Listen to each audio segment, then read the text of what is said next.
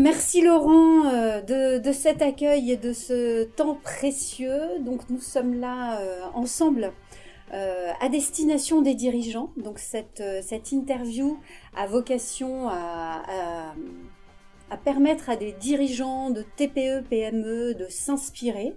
Voilà, au travers d'une chaîne YouTube qui a deux piliers. Un pilier sur des interviews de dirigeants que je trouve de mon point de vue inspirants, qui ont mis le savoir-être au cœur de l'ADN de l'entreprise pour s'en servir dans le développement de leur entreprise. Et puis un deuxième pilier sur cette chaîne qui sont des capsules de 2-4 minutes qui ont à vocation à donner des éléments concrets et des inspirations pour les dirigeants. Donc aujourd'hui, nous avons la chance de pouvoir échanger ensemble sur justement votre expérience alors à double point de vue, puisque vous avez une expérience de chef d'entreprise, multi-gestionnaire d'entreprise, et puis surtout de président du Stade Lavallois, qui a vécu d'ailleurs cette année une année historique, non seulement avec ses 120 ans, mais on va en parler plus précisément. Juste avant, Laurent, je vous laisse vous présenter en quelques mots. Bonjour Julie déjà, donc je m'appelle Laurent Léry, j'ai 56 ans et donc je suis fondateur, créateur d'entreprise depuis plus de 32 ans. J'ai commencé très jeune dans l'entrepreneuriat, sans doute parce que j'avais un fil d'histoire d'éducation qui me dirigeait vers cela. J'en étais pas très conscient d'ailleurs au départ. D'accord. Et puis au fil des années, je me suis rendu compte que j'avais forcément besoin, sans doute, de liberté, d'indépendance, de me réaliser. D'accord. Et au fil des années, j'en ai pris conscience et j'ai développé plusieurs entreprises, dont un groupe qui s'appelle Protectum, entre 1993 et 2021. D'accord. J'ai cédé ce groupe l'année dernière. Et puis à côté, effectivement, je dirige plusieurs activités stratégiques sur les projets d'entreprise, sur l'école de l'offre, au travers de toute une analyse pour des entrepreneurs qui veulent conduire leur entreprise vers demain. Et puis je suis président du Stade Lavallois. Une belle aventure qui dure pour moi depuis 18 ans, puisque je suis au Capital depuis 18 ans. Et donc j'ai choisi de reprendre ce club. Il y avait une sorte d'alignement de planètes dans le calendrier qui me permettait de le faire pour plusieurs années. J'ai mis en place un projet d'entreprise de la même façon. Et puis effectivement, on a vécu une année historique en remontant en Ligue 2. Et oui, félicitations. Depuis quelques semaines, sur un principe des 3 R, remonter, rester, rêver. Super. Alors justement, est-ce que vous pouvez nous partager un petit peu, donc l'idée là c'est de faire un petit peu aussi, pourquoi pas, le parallèle entre le pilotage d'une entreprise, et là je vous propose de regarder le Stade Lavallois sous le volet entreprise, puisque c'est aussi une entreprise. C'est une SASP. Exactement. Et du coup, sur finalement le résultat de cette réussite, alors bien sûr c'est pas vous tout seul, mais je crois que vous êtes à l'initiative d'un projet. Est-ce que vous pouvez nous en parler un petit peu plus précisément ? C'est très simple, dans toute organisation humaine, sociale, il y a parfois que du capital immatériel, c'est-à-dire que des humains, c'est le cas du Stade Lavallois, parce qu'on n'a pas de produit, et dans l'entreprise plus dite normale, on peut avoir un produit, mais des fois il n'y en a pas non plus, mais on a toujours de l'humain. En fait, moi, mon analyse, quelle que soit la situation qu'on vit, le capital immatériel reste la ressource qui permet de porter un projet, qui permet l'excellence, au sens large du terme. Et en fait, l'analyse est très simple. 2 entreprises à produit égal, il y en a une qui se développera plus par l'humain que l'autre. Et donc, moi, mon fil de vie est basé là-dessus. Le savoir-être et le savoir-faire, et trouver l'équilibre entre tout cela pour que l'entreprise puisse s'épanouir au travers de tout ce qu'elle porte. Et sans humain, on ne fait rien, quoi. Exactement. C'est l'humain qui fait quand même tourner le système. Comment vous avez pris en main justement cette présidence du Stade Lavallois à travers, j'imagine, une vision? Comment vous l'avez partagée? Comment vous l'avez Alors, transmise? écoutez, moi déjà, je suis avec un groupe de chefs d'entreprise au capital depuis 2004, puisque c'était une SEM, alors pour le côté technique, une société d'économie mixte qui était gérée par l'institution lavalloise, conseil départemental et ville de Laval. Et donc l'État a tranché sur le sujet et a exclu d'une gestion indépendante les SEM et les institutions. Et donc en 2004, François Daubert et Jean Arthuis sont allés voir un de mes amis, pour pas le citer, Bruno Lucas, et ils nous ont dit, écoute, on arrête notre gestion courante du Stade Lavallois, on te vend le club pour l'euro symbolique, à toi de prendre la suite si tu le souhaites. Et dans cette aventure, il a appelé quelques copains dont je faisais partie, et on a créé une SASP pour reprendre donc le Stade Lavallois, Mayenne FC, et donc avec des fortunes diverses, puisque 18 ans plus tard, on a aussi vécu des expériences, des histoires, des belles, des moins belles, et en fait moi j'étais un peu malheureux de cette situation, et je trouvais que l'humain justement n'était pas au cœur du projet, et donc j'ai réuni les actionnaires il y a 1 an et demi, et je leur ai dit, les gars, on a des boîtes excellentes, mais je ne suis pas sûr qu'on mette l'excellence au service du Stade Lavallois. Wow, super. Et donc quand on a dit ça, forcément on est piégé. Oui. Alors bon, j'avais quand même une petite idée derrière la tête, parce que je retrouvais un peu de temps dans mon agenda avec la session du groupe Protectom. Et donc, comme j'étais encore une fois malheureux de tout ça, j'ai dit, écoutez les gars, j'ai un projet à 5 ans, donc si vous êtes d'accord, je veux bien m'y coller. Et donc on a mis en place des piliers, qui sont en fait ce que j'appelle, moi dans mon jargon, la RSS2E. Les 2 S, c'est du social, l'implication sociétale, mettre un peu d'environnemental et une économie qui soit vertueuse. Donc je n'ai de cesse que d'équilibrer ces 4 piliers dans tout ce que je fais, avec au cœur toujours le sujet de l'humain. Et donc il était passé en 5 ans à peu près 107 joueurs au Stade Lavallois, 5 entraîneurs, un projet qui s'arrêtait chaque année avec une équipe qui partait, qu'il fallait reconstruire. Donc tout ce qui oppose à la réussite. Et donc moi j'ai fait tout l'inverse. J'ai tout de suite mis une équipe en place stable, j'ai renouvelé le staff, j'ai embauché les joueurs à 3 ans. Ce qui est dans le foot est long. Et oui, exactement. Je suis allé voir les supporters et l'environnement, je leur ai expliqué ce que je voulais faire. Alors au départ, ils m'ont pris pour un original. Un rêveur. Ouais, pas forcément, mais original dans la façon d'aborder les choses, en disant le stade c'est pas une entreprise normale. Pour moi, c'est une entreprise normale. La seule chose, c'est que vous êtes jugé par 5000 personnes à chaque match. Imaginez vos clients qui vous jugent à chaque décision que vous prenez.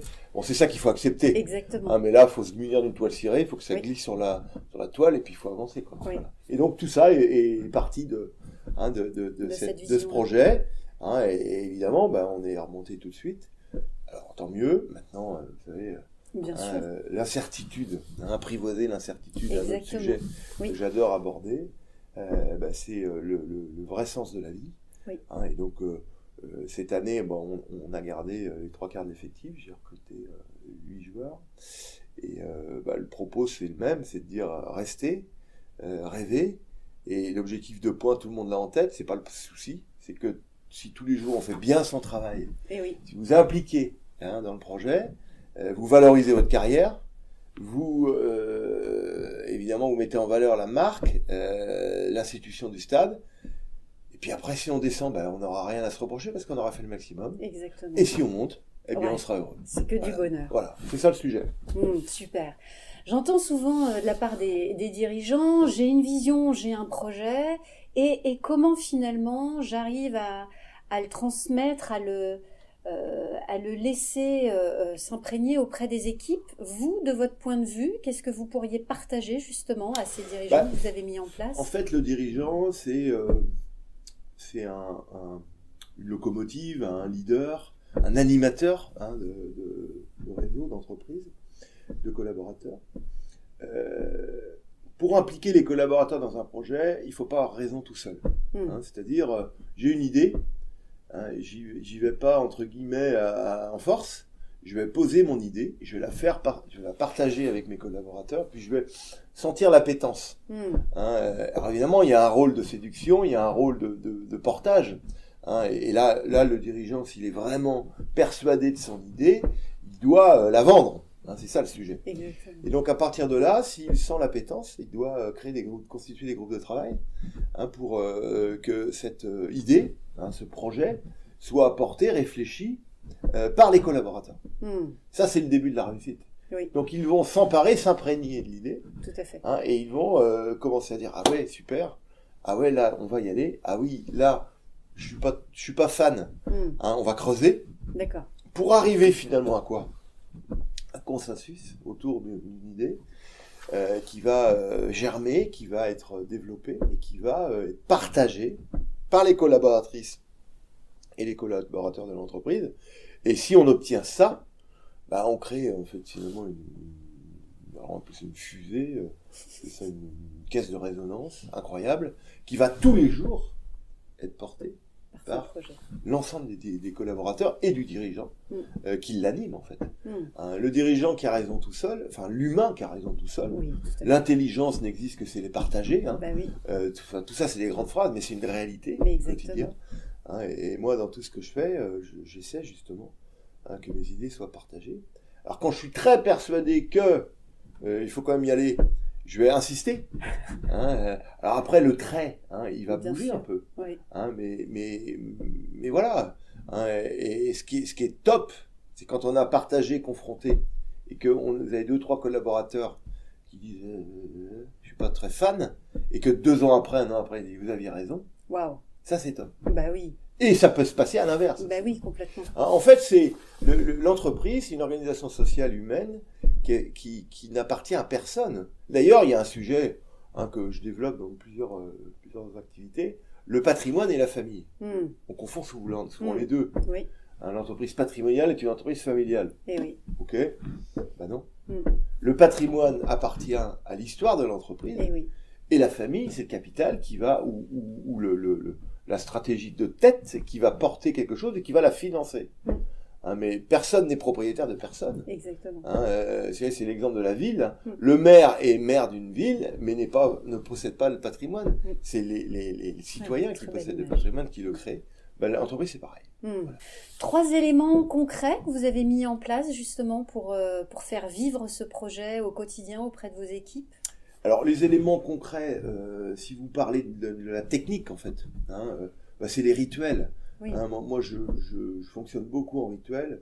Alors après, en fonction de la taille, on va faire, moi, ce que j'appelle des copiles, des comités de pilotage, qui vont être souvent animés par le dirigeant, parce que moi, je suis pas très fan de l'entreprise libérée, au sens structurel du terme. Le dirigeant va animer des copiles, il va prendre la température de la situation de l'entreprise. Donc ça, c'est dans le domaine des réalisations, dans le domaine des tableaux de bord, les fameux tableaux de bord, le pilotage financier, le pilotage commercial. Il fait la même chose sur un projet. Puis, si on a une taille un peu plus organisée avec un board, on va faire un CODIR, en complément, qui va reporter ce qui se passe, prendre des décisions, et puis...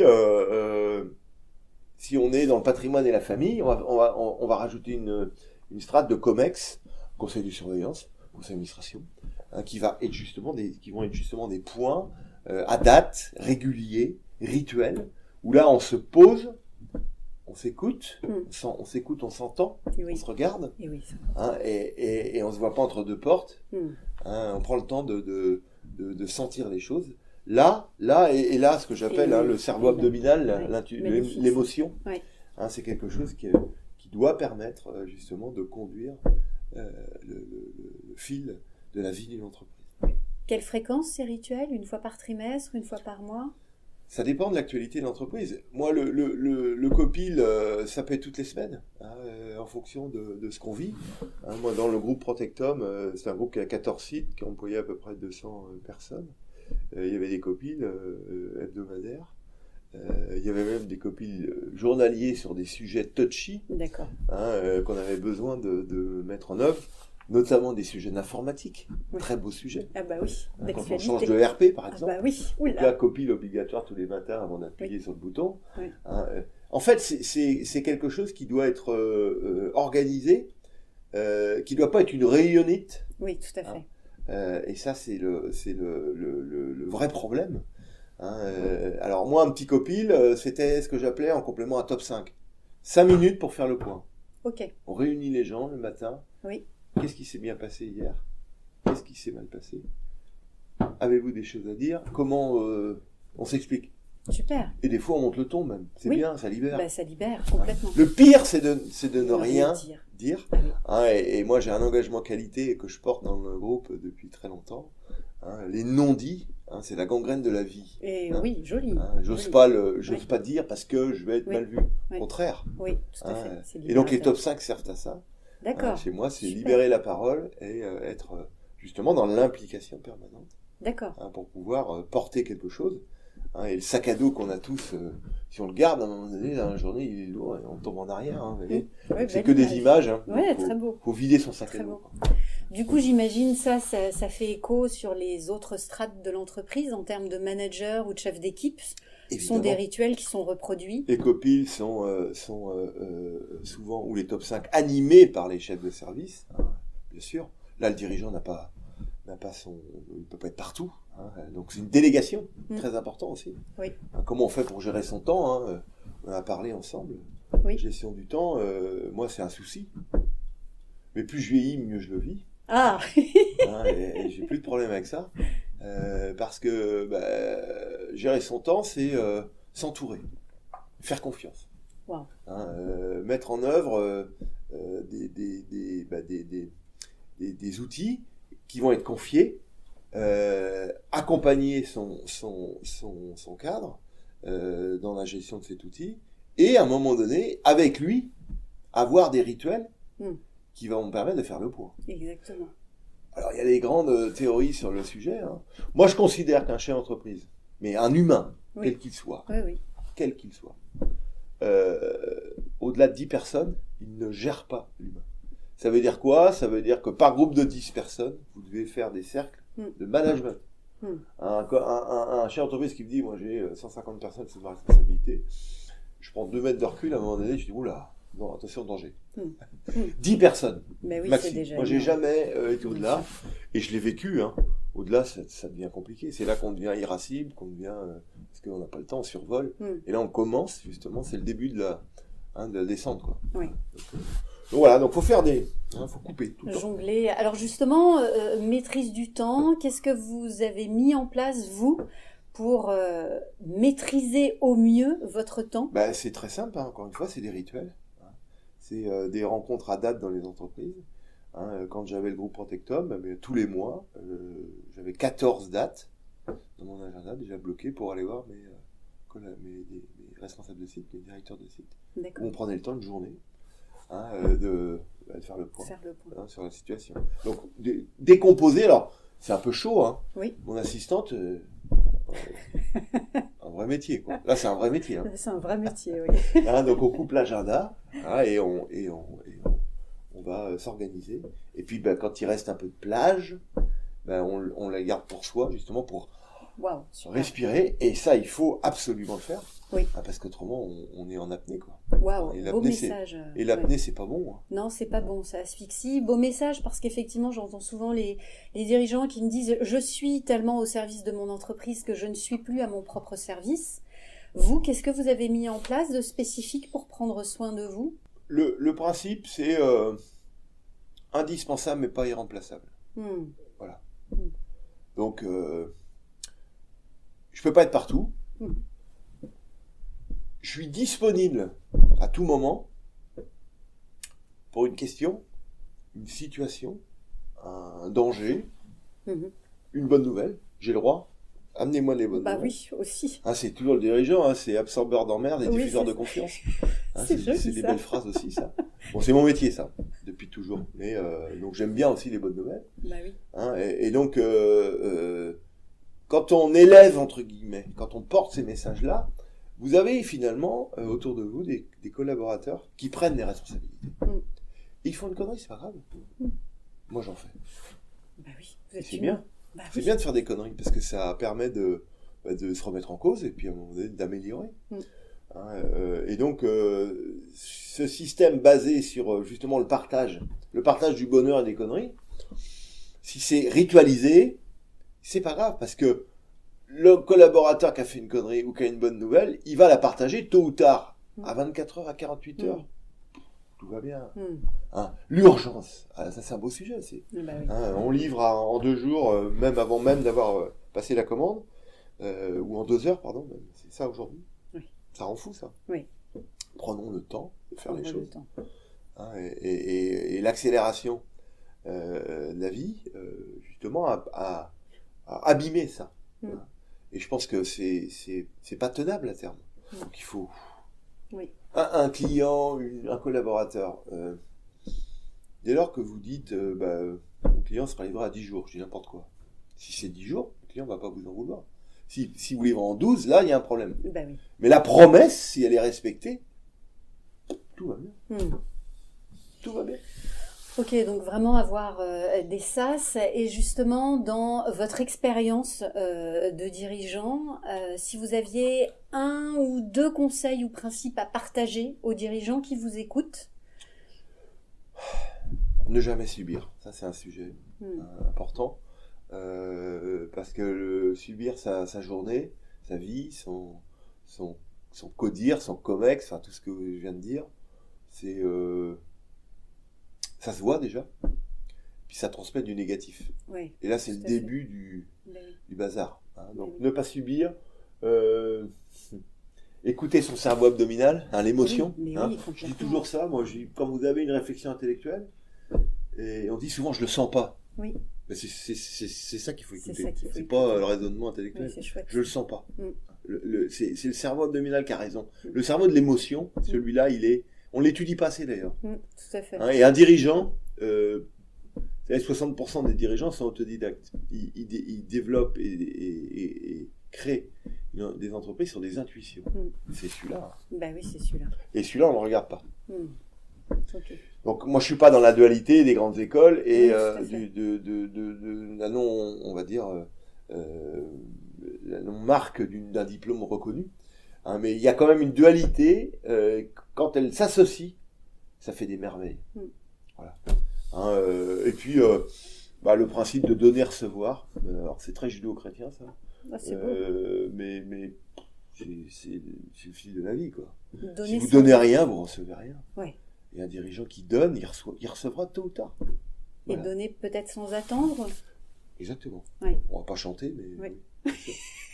Pourquoi pas. Ok, super. Bon, beau partage. Votre actualité, Laurent, en ce moment, je crois que vous êtes sur une belle actualité. Vous êtes un homme d'action. En fait, écoutez, j'ai 2 choses que je porte. Évidemment, je me suis beaucoup impliqué sur les sujets de RSE. Oui. Et ça va continuer parce que je souffre et je m'inquiète de ce qui se passe. Et moi-même, je suis pas un exemple parce que je fais partie des gens qui consomment... je consomme beaucoup de carbone. Donc je réfléchis à tout ça. Je porte des messages, notamment dans le foot. Oui, super. Vous savez, par exemple, je vais vous donner une réflexion, 80% du carbone consommé sur un événement sportif, culturel, quel qu'il soit d'ailleurs, c'est le déplacement des gens à cet événement. Waouh. Voilà. Donc ça, c'est un sujet. Voilà. Il faut réfléchir à ça. Oui. Faire des stades avec des grands parkings, je ne suis pas sûr que ça c'est une bonne idée aujourd'hui. Faire des stades trop éloignés d'un centre, je ne suis pas sûr que c'est une bonne idée. Bref, il va falloir qu'on reconcentre, et c'est un enjeu majeur. Oui, je crois qu'on est tous concernés, il faut absolument trouver des solutions, parce que nos petits-enfants, peut-être nos enfants, vont vivre malheureusement des drames si on ne fait rien. Et je suis pas sûr, je lisais une stat qui a été faite par le MEDEF national, notamment la prise de conscience des dirigeants sur le sujet de la RSE. Quand vous leur posez la question sur une vingtaine de questions, il y en a que 8% qui sont concernés. Wow. Donc là, il va falloir vraiment aller vite. Ouais. 15% des collaborateurs, 8% des dirigeants. Oui, c'est peu. Bon, voilà. Donc ça, c'est votre actualité. Ça, et puis je développe une marque qui s'appelle Visionnaire. Éclairer votre valeur ajoutée. Wow. Et donc, c'est les sujets qu'on évoque. Comment, effectivement, à partir d'une idée... il n'y a que 10% des entreprises en France qui ont un projet d'entreprise. 90% des entreprises, le projet, c'est le tableau de bord de fin de mois. Oui, tout à fait. Et le bilan de fin d'année. Donc ça, il faut arrêter ça. Et donc, j'ai envie d'aider les entreprises qui veulent s'impliquer dans ce projet, justement à les éclairer, à les accompagner. À partir de la racine, pour pour savoir où on va, il faut savoir d'où on vient. Exactement. Oui. Donc moi, c'est mon métier, ça, c'est mon fil. Je fais ça depuis très longtemps, en fait. Hein. Ça fait presque 20 ans que je fais ça. Et donc, je l'ai rendu, on va dire, entre guillemets, public. Hein, mais ça s'adresse plutôt à des PME ETI. D'accord. Hein, et donc, ça me prend un peu de temps. Beau projet. Ben, merci beaucoup, Merci, Laurent. Ce que je retiens de cette interview, j'aime beaucoup vos images et notamment piloter avec effectivement ce cerveau abdominal là, avec ses tripes où c'est pas tout seul que l'on avance et une entreprise c'est pas seulement le dirigeant mais c'est bien le dirigeant qui s'appuie sur ses équipes au travers d'un savoir-être et d'un savoir-faire par des temps spécifiques, des rituels qui permettent de partager ce qui fonctionne bien mais aussi de libérer la parole en toute bienveillance et simplicité, mais pour libérer l'énergie finalement et pour pouvoir avancer ensemble. Donc merci. Encore bravo pour cette année exceptionnelle au Stade Lavallois. Merci. Je pense que là vous avez bien fêté les 120 ans. Je vous inviterai à un match avec plaisir. Du stade, mais avec grand plaisir. On a tout plein de fans à la maison. Il y a la tribu qui suit aussi. Très bien. Merci beaucoup Laurent. Merci, bonne journée à vous. À très bientôt. Merci.